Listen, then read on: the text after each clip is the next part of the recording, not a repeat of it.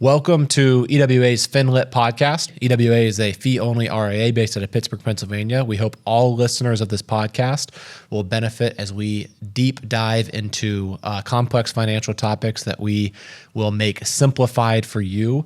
And we hope that this really serves as a catalyst so that you can make the best financial planning decisions for your family and also save time.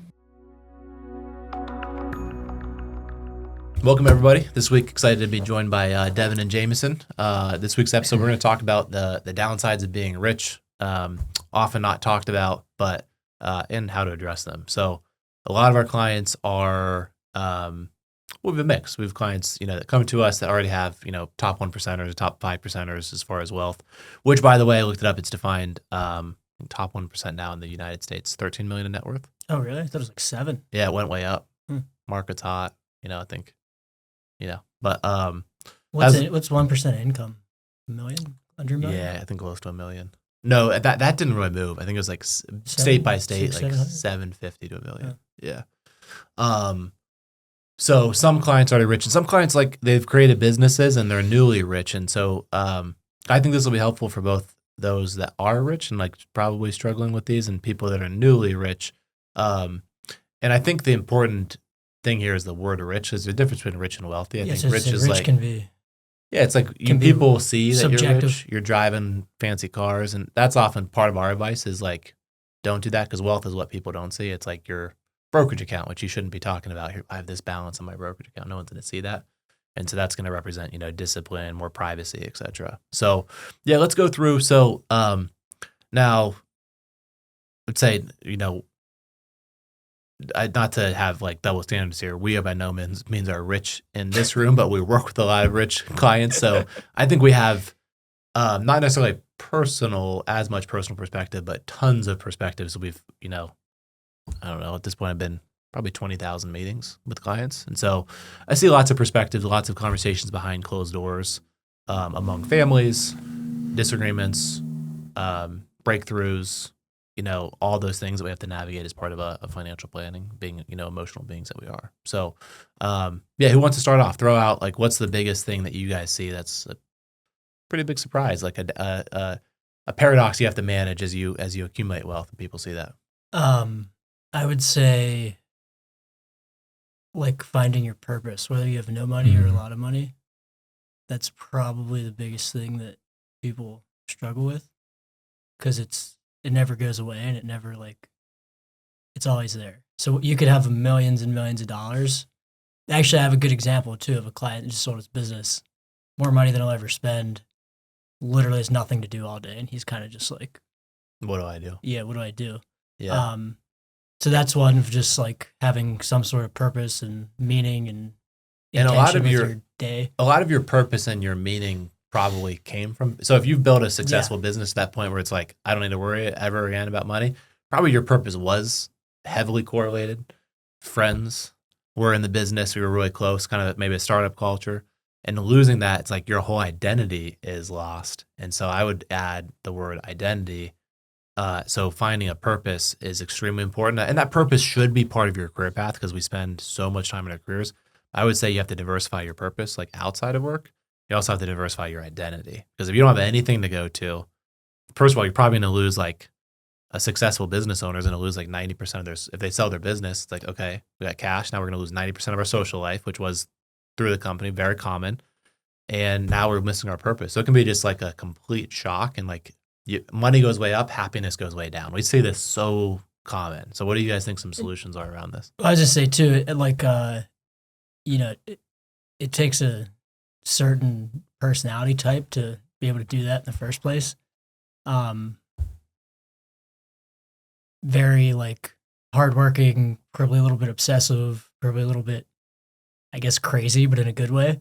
And so if you're crazy a good way, everything's on a scale, right? Yeah. So if you're if you're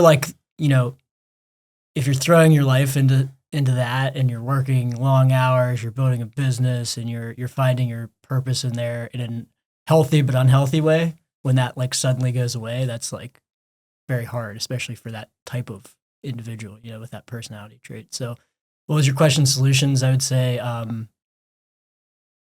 Well, I don't know. There's a lot of solutions. Yeah, how do you diversify your purpose? Just like we say, diversify your investment portfolio to lower risk. I think diversifying your purpose, diversifying your identity, Yeah, lowers risk of like balancing, financial security with also probably just not tying. Now we're getting into some psychology here. Not tying your self-worth to your achievements and accomplishments. You got to feel you're worthy without those things and without the money, which is very hard to do. So again, I would say we naturally like have to play like not a therapist, just like kind of a coach. And like I think where we can come into play is we can give perspective because we've seen this countless times and we've seen people. I would say my advice would be start to be very proactive about how you spend your time. Yeah. And if you're like, I'm going to get healthy after, well, get healthy now before you sell your business. Like start diversifying your time because those actions actually will increase the sale of your business because the more your business doesn't have to flow or operate around you, the more valuable it is. So actually like taking an hour or two for the gym and like delegating, that's going to make your company more valuable. And that's going to start that process of, I would say, starting other social groups, whether that's new hobbies, travel, etc., new charitable organizations. And I would say very, very important is hire some kind of executive coach, therapist, or someone to guide you through the conversations of like, what does life look like now? What does life look after? Try to minimize regrets, and we only have one life, and some decisions are reversible, some are not. I think selling a business a lot of times is not. So it's a big decision. I think you should spend the time of self-reflection and work with a professional. Here's a good action item. So here, I have a hard time sitting still doing nothing. Like if I don't have anything, even in the evenings, like I can't just sit on it. It's very difficult for me to just sit on the couch. I want to be like, oh, I'm wasting my time. I should be working. So same. So good takeaway. Someone gave me this advice. It's new for me. Trying it is to schedule downtime. So like, instead of like without intention, when you have nothing to do, you kind of get decision fatigue. Should I relax? Should I work? Well, I'm just gonna put in my calendar an evening where I'm taking 2 hours to have nothing scheduled and intentionally schedule downtime. So doing little things like that can help diversify your time, I think. No, haven't really tried it yet, but schedule downtime. You haven't tried it? Uh-uh. What would you do during your downtime? Well, it depends. I mean, it's hard now in the winter with all the snow. Like my downtime when it's nice out is going and playing around at golf. That's a good way to unwind. But in the winter, I don't know. I mean, read a book, listen to a podcast, walk my dog, watch sports. But you talked about you may try snowboarding. Do you skiing maybe? Or skiing or snowboarding? Skiing, I would probably. How many times Jamison would fall down the first 700? I got this. This is the best. This is the best advice I got from somebody. It's hard. So I have a friend that Division I basketball player, and he's like, I just learned to ski 2 years ago. I got on the skis and went down the hill, and I'm like, well, if you did it, I'm sure I could do that. I don't need to take a lesson. I don't need to get taught. Best advice I got. If you go out on that ski slope and you tear your ACL, just think about how miserable you would be when you can't get up and work out. You can't have your routine. And I was like, I would be a head case to be around. Yeah. So anyway, to answer your question, I'm going to learn at some point, but pretty obsessive and go all into things. So I'm just debating on when I want to, make that choice. Yeah, you wouldn't go into pickleball because you thought you'd get obsessed with it. Well, yeah, I'm focusing on my golf game right now, so I don't want to. I only have so much time and attention and energy. True. Can only be good at so many things. Well, Devin, what do you anything to add here on the first one? Do you agree with those? Anything to add as far as like advice from friends or acquaintances that have gone through that process and like the difference of someone that's done the proper planning versus not as far as navigating through this? Yeah, a few thoughts. I guess first, so we kind of talked a lot about business owners and coming into high levels of net worth when you're relatively young. So that's kind of the obvious example. In fact, we've got a new client now that's about to come into $20, $30 million. He's in his mid 30s. He's playing a different game at that point. He's kind of part of the 1% that we've been talking about, but I think it also applies to folks, and I would say let's call them upper middle class that are going to retire with a couple $1 million in their 60s, and they've got 20, 25, 30 years without that kind of purpose, that identity. Yeah. So I think it's this kind of asking that same question, and it's go through the same kind of exercises that we do all the time, whether you're worth $2 million or 20 million, right? So Yeah, in terms of finding a purpose, I mean, I don't know if this is the easy one, but maybe the obvious one is philanthropy. I study and read a lot of history. Like the classic example is Andrew Carnegie. I mean, he was the richest man in maybe the history of the world. He stops working and he spends the next 25, 30 years of his life just giving away billions of dollars and, the libraries and all that. So that was how he found his purpose, depending on the person. But that's probably the number one thing that I would recommend clients and other folks look into. So starting an organization, a foundation, a DAF, something like that. But again, depends on the person. But that usually I'd say more often than not, folks are amenable to that. So absolutely. All right, James, do you have anything to add before I go to the next one? No, I was just going to suggest the next one. Maybe we talk about just like the how your social life changes. Yeah. Oh, you read my mind. Yeah. So social life. So let's I talk about have a Neuralink in, so I can just. Oh, geez. No, Elon Musk stuff.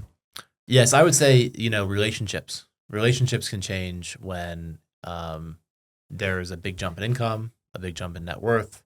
And this can happen with family, with close friends. So we see it's very common that, when someone comes into a lot of net worth, whether it's, not giving an opinion on this, but just statistically, a lot of times people find themselves in new social groups because it's going to create, a lot of strain. So let's talk about that. So what have you guys seen and just any commentary, and then let's talk about potential solutions to that.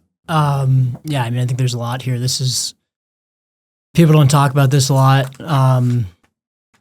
Let's just start first. Like it becomes difficult to relate to, friends maybe you grew up with, and I would say a lot of the very successful people I know are generally self-made, meaning they didn't come from a lot. So like their friends they grew up with probably also didn't come from a lot. And if you didn't come from a lot and you're self-made, that's a very, very small percentage of people that do that. And so those people that you used to be close friends with, you're not going to be able to relate to. They're not going to be able to relate to you. Not saying it's impossible to have a relationship with them. You can certainly do it, but it's very difficult. And I like to say you have 3-minute friends, 3-hour friends, and 3-day friends. So Explain that. Your 3-minute friends are people that, I guess maybe they're not a friend, but like, you see them, you catch up for a couple minutes, you say hi. It's not much more to it. 3-hour friends, I'm going to go, I could have a dinner with them. I could have a drink with them. Don't really need to spend more than 3 hours with them. And then your 3-day friends, your closest friends that I would go on a trip with this person. I'd spend 3 days with them. Never heard that. You never heard cool. that? No. Yeah. So, if you understand that, it's like you just have to know that some people they were your best friend as a child, but life ebbs and they're flows. 3-minute friends now. No, I like that too. I think your 3-day friends so your 3-minute friends will never change maybe, and then your 3-day friends will have to evolve potentially. And we see this quite commonly with like someone comes into big net worth, they start paying for everything. Family, friends, now they're buying, the beach vacation house for everybody. And that can cause a lot of strain because money is like, it's very difficult to manage with emotions because now like maybe you're paying the house for relatives or in-laws, whatever it is, and they don't have as much money. It's like, well, they're thankful, but then is it now turn into an expectation? Does it now turn into some kind of enabling? It's very high probability of being misunderstood with the conversations, or what we refer to as a suicide. Like you assume the worst about intentions, and then there's a very low probability of like having the same experience that you did maybe 10 years ago on that same beach vacation. Things just change. The comments change. And the person paying for it, obviously it was a very generous thing, but, a couple comments of like, oh, you make so much, and then they kind of feel it's like almost devalued to other people. So it's just, we've seen, and not all the time, I mean, we have clients that have these dynamics and everything's great, but I'd say statistically it's more often than not that super generosity can lead to more problems than good. I'm just evaluating a small sample size, but when I read about this, I know this does exist broadly. You have friends that are friends with you for the wrong reasons. You may want to spend quality time with them, but they're just hanging out for the tickets to the football game or going on a boat or whatever it is. Yeah, now it's in your head where it's like, are they really my friends? And it's in their head because it's like, oh man, I wish I was this successful or could do this, and I feel like demasculated, I feel disrespect. I mean, it's just high probability. So what we find is that like there's an artwork behind that of being generous without enabling. There's an artwork of, keeping old acquaintances, but setting strong boundaries. And then I think there's also an artwork of, finding friends that maybe have your net worth that also share your values. Sometimes when people, focus so much on accumulating the net worth, they get lost a little bit. They get lost in their values. They get lost in the philanthropic, not behaviors, focus in their life, and they, like you mentioned, certain personality traits. So I think this balanced approach is going to be, those 3-day friends have to be a high quality, like you can share anything. You can be vulnerable in front of them. It's not just like, oh, we share the same net worth. Cool. Let's go on a cool vacation. It's not like you trust those people with anything. I think too, it becomes difficult. Like if you're a lot of people that have a lot of money, they don't have a lot of time. Yep. And it can be difficult if you're, shedding friendships and getting new friends. It can be difficult to build those 3-day friends because you don't have a lot of time to spend with them. And they probably, if you're in people that are in the same ballpark as you, they don't have a lot of time to spend. So that can be a struggle too. It's just finding the time to build those types of relationships. Not impossible, not, you can do it. It's just a little bit more difficult. And the other thing I thought about when you're talking is, this is one of my biggest pet peeves personally, but people that only, who like you were friends with, or you thought you were friends with, that only reach out to you when they want something. And especially if you have money. No, I'm not saying I have money, but like if you do have money. Well, no, he's got money. He's just kidding. If you do have money in there. For a 20-something, he's got. It's all tied up in his Tesla. That's why. That's his biggest asset. Right out there. Ever since everyone got Tesla here, I can't even get a charging spot here at the office. It's crazy. Yeah, but this cold weather just makes it brutal, Yeah, 300 miles, it's a lie. I mean, in the cold. In the warm, it's good, but cold, I get it's 150 terrible. max. Yeah. Thanks, Elon. Yeah. Anyway. Thank you, because I like the self-driving. It's amazing. Probably it's never. great. Yeah. But anyways. But so. Why do people hate Tesla drive? I've seen all of it. By the way, I'm off social media. My my happiness and mental just presence is what skyrocketing. You got to get this app. I have this Crazy. app. I forget what it's called, but it's on my phone. And you set I can't get on social media every single day from 8 to 5 or something. But I can't change the settings. I had to put somebody else's email address on. So I literally can't even go in. You can't do it. Yeah, it's great. What's it called? That's awesome. I don't know. I could look. Focus. I had an app like that on my computer, but I just went full cold turkey. Logan. Stay focused. Yeah, no, I had that. I had that forever. But Logan is doing, and it's it's mine. But anyway, back to what I was saying. So when you have money, people will literally only reach out to you when they want something or want money, want you to give money to something, or want you to buy something, or indirectly. They have an agenda. They have an agenda, and and that can be draining. It's terrible. Yeah, and that happens very often with your high net worth because and you're generous and you mean well, and then it comes back and it backfires. Then you kind of have a bad attitude, this is causing 10 times more pain than the good. So, anyways, Devin, we're big Tim Ferriss fans. I think the solution to this one is what he refers to as a past year in review. So break this down for us. How do you complete this, and why would this be so beneficial to address what we just talked about? Man, I haven't listened to this from Tim in a while, but I think the gist of it is just to look back on the year. I think he does it. Does he do it quarterly? Annually, yeah. He does it annually. Yeah. Okay. Honestly, I don't remember. I did. Here, you look at your calendar from last year. Yeah. And you look at everything you had. So business meetings, going to the gym, who you went to dinner with, what activities you did, and I forget how he categorizes it, but it's whatever gives him energy and drains his energy or something like that. Yeah, it's peak experiences. Yeah. Basically 80-20. What are 80% of the experiences? But what are the 20% experiences that led to 80% of my happiness or fulfillment? Yeah. And then the other 80% that only led to 20%, it's shed those 80 and let's double down the 20. Let's schedule out those there's 5 people I had most amazing trip with, amazing dinner. I'm going to double down and make sure I make those a priority by scheduling and reaching out. And the other 80, it's usually it's the reactive, I'm so busy. Which book was that in? Was that in 4 Hour Work Week? Blog. Oh, from the blog. Okay. What were your biggest time axes that you're just screw this? Social media. No, I have several. Yeah, what are they? I gotta say this out loud. Uh-huh. No.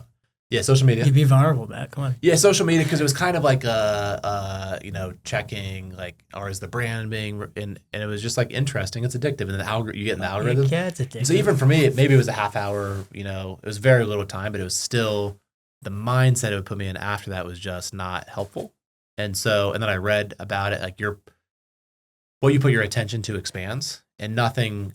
Very rarely on social media. Sometimes you'll see some like really good quotes or whatever, but you can get those anywhere. But what you put your attention on, your mind expands into that. Yeah. And I found my attention it did not have enough focus on the right areas. I don't blame that. Like that's my responsibility, but I just think it's the given personality, like algorithms will always win if you have it. So some things like have to be black or white. Like you have to navigate life artfully. Like we're talking about navigating being rich. It's lots of gray areas. It's not a problem to solve. It's more of a paradox to manage. I forget that quote. I love that quote. Some things have to be black or white because it's like that's doing making things black and white makes it very easy to make a decision. Yeah. So really everything's gray, but if you make it black and white, then you make a decision. That was one. So that's social media. I don't have like literally deleted some of the accounts, and obviously our company, it's very important to have their brand, but someone else is running that. I don't have the passwords. Once a week, he comes in the office, I check it all over. That's it. Nothing else. Second was we'd throw $50 on a game. Now suddenly I'm watching and paying so much attention to the sports. I've never watched so much sports in my life. And I'm like, you know what? My time is better. And my downtime should not be in front of a TV. It should be with friends, family, daughter, new hobbies, trying new experiences. There's actually a proactive health test I did. It was like testing some APOE or something, which is like if you've outlived by Peter T, it's like basically if you have this genotype, then like your Alzheimer's risk, whatever. And it's the solution around that. And mine was like not super elevated, but it was like higher than average, which makes sense. My grandpa had like the number one way to address that is you cut out alcohol and you learn new hobbies. Yeah. You exercise, alcohol, easy, but you're constantly learning something. And so I was like, well, I need to free up time. And so that for me is like an easy, because like I eliminate those $50, $10 bets, whatever. I eliminate all the communication with the people that are like, talking about it, and I eliminate watching the sports. So now for me, I've probably gone down from like maybe watching, I don't know if I'm honest, like 3 games a week down to maybe 20 minutes of a game I really care about, but I still won't even watch the whole game. Yeah. So no offense. I didn't watch all the entire Penn State game. We don't want to talk about that. We don't want to talk about that. No. Sorry. But you got your MBA from Notre Dame, so you should be. Yeah, I'm pulling for the Irish. Pulling for the Irish. I don't want to see the Ruttenbergs strutting around all for the next 9 months either. So. Yeah, Ohio State. He's the biggest fan. But yeah, anyway, black or white decision, eliminated, past year in review, that. And then, relationships. Like I have a very close friend from college, and we do like a monthly one-on-one. And I was like, you know what? Like this has been amazing. Like mentorship, we go back and forth. Even like his mom's like, I'm so glad you guys. I'm like, this is very impactful because we deal with similar, stuff in businesses and personal life. And so that was like, let's get out of the country together and like go on a guy's trip. So we're doing Machu Picchu in August, which will be really cool. So, but yeah, that was all based upon that past year review. So some like little changes. I think it's going to be dramatic changes actually in 2025. So, but yeah, and then obviously want to get, I think the more time will be more time to like learn new things or really double down on perfecting the crafts outside of obviously work has my full attention. My daughter has my full attention, but then like doubling down on hobbies and friends like the with dog. those hobbies. Why are we talking about me so much? You guys, I need to start deflecting and getting back on you guys. Yeah, make it an Aussie. That'd be crazy. But anyways, so, and yeah, any other thoughts of the past year in review would obviously be a one as you're navigating, maybe some animosity, maybe some jealousy. You just sold a business or you just, let's say bought a bit and now you have astronomical success. It's sometimes it's not obvious. Like, so good quote, worst thing in life, Devin, is to be rich or to be popular and broke. Best category or is famous to be, and poor. Yeah, famous and poor is the worst status in life. Because like you're getting all this attention, but it's like literally you have no control of your life. The best status is rich or wealthy and anonymous. Mm-hmm. And that is like, goes against that need for affirmation and that need. But like the reality, it's like, why are we trying to impress people with fancy cars that we don't even care about? Like your close friends don't care what house or car you live in. They're going to accept you for you, you know? I would argue that nobody cares at the end of the day. Nobody cares. Yeah. So wealth and anonymous is kind of an accountability like box to fit into. It's like, that's great. As long as you're putting your time and attention the right. And then like the mediocre one would be like, if you're popular, famous and wealthy would be like the middle. Yep. The worst, that's middle. And then the best is anonymous. And that's why like a lot of charitable stuff, like your client will give like $100,000 to some charity and then they're getting harassed from that charity for the rest of their life versus like, okay, we've seen that. Why don't we do that anonymously? You can give to that and then have, it's your decision moving forward. It's not a sales pitch to you every day moving forward. So anyways, all right. Yep. Next one. Going back to like, what else do you guys see from like, what's a wealth problem and how do you, that anyone deals with and how do you fix it? I have one more I'm going to ask you guys. I'm going to say like relationships, second marriages. So we've seen a lot of times like you get divorced, maybe there was like an asset split, maybe there's a breadwinner and now maybe that breadwinner now has continued to accumulate wealth and they're in a new relationship. And now, so there's a lot of like assumacides, like, is this person with me because they love me? Is this person goes with me? That's like the first thought, right? And then the other spouse, like let's say man or woman, I mean, we've seen it both sides, breadwinners, both sides, is like not breadwinner is like, okay, this person like has their estate plan, it's all going to their kids. Am I going to be taken care of? Like, does he care about me or am I just like his or her? So it's a very complex situation. And the person divorced is probably like, I just got taken to the cleaners and I care about you. So there's just so many high probability of misunderstanding, and navigating that right can be, make it or break it, not only for protecting wealth, but more importantly is like protecting your relationships and making sure that that next relationship with the family dynamics of kids, grandkids, and new spouse, that it thrives, it doesn't die.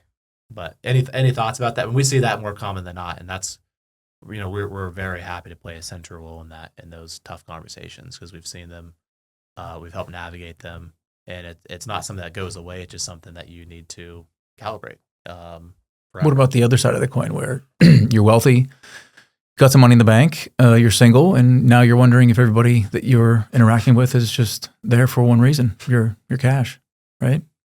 Yeah, no, I know a client specifically. It's like literally the family had done very well, and now the son was kind of like in the 20s dating, and it's like was public information. The family had very good wealth, and it was like one after another of like, it was obvious what the intentions were, and so it messes with your mind for sure. Yeah.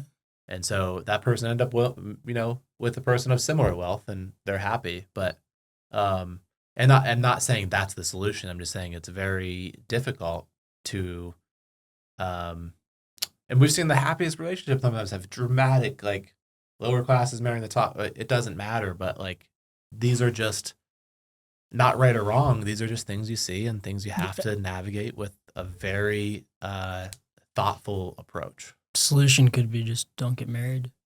Is that your solution? It could be, but no, not always.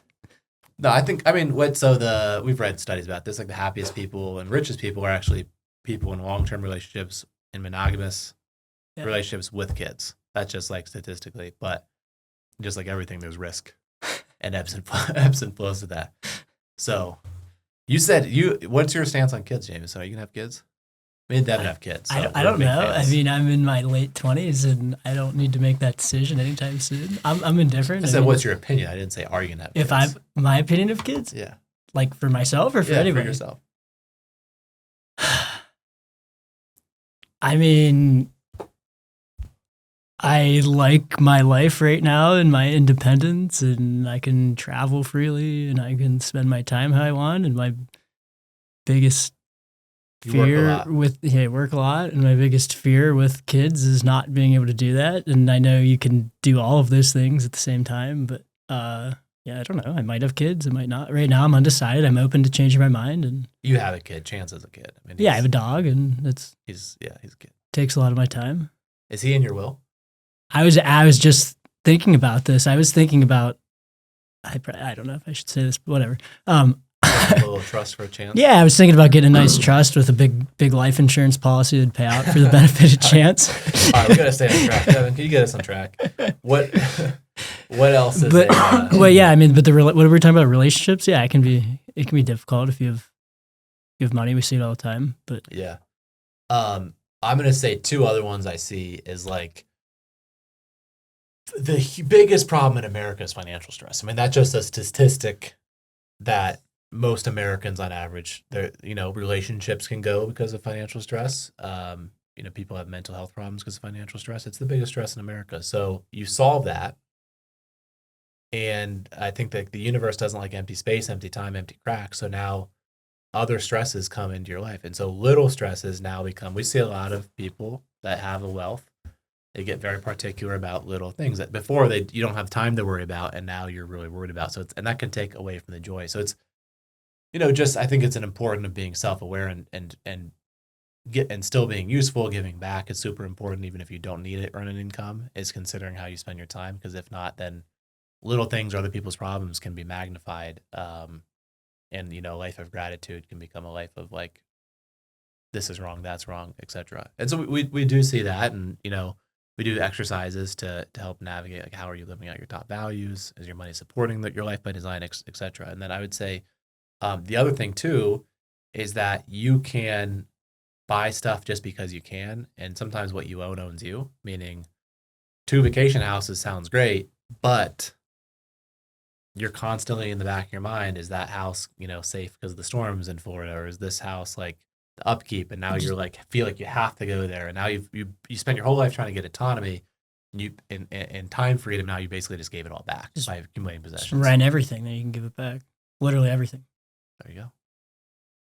Devin, any thoughts on that? Yeah, I mean, like you said, sometimes the things that you own can own you, right? So classic examples: you got a couple of houses, and then you have to hire staff to manage it, and then housekeepers, and you have to manage them, and you've got cars and boats, and you're worried about are they going to get damaged and how much it costs? Can I insure them? And yeah, I mean, it's a good problem to have, but it's definitely a problem for sure. Absolutely. Perfect. Well, Devin, Jamison, thanks for joining. And obviously conversation to be continued as our perspective grows, but hopefully that was some good awareness for those that have new wealth, or those that have existing wealth that are struggling with some of these problems. We probably agree these have been issues, and helping. We're happy to be a help in helping you navigate through them and making sure the money is supporting and not taking away from your life's joy. Thanks for tuning in to our podcast. Hopefully you found this helpful. Really hope this is as beneficial and impactful to as many people across the nation as possible. So hit the follow button. Make sure to rate the podcast, and please share with any friends or family members that would also find this beneficial. Thank you very much.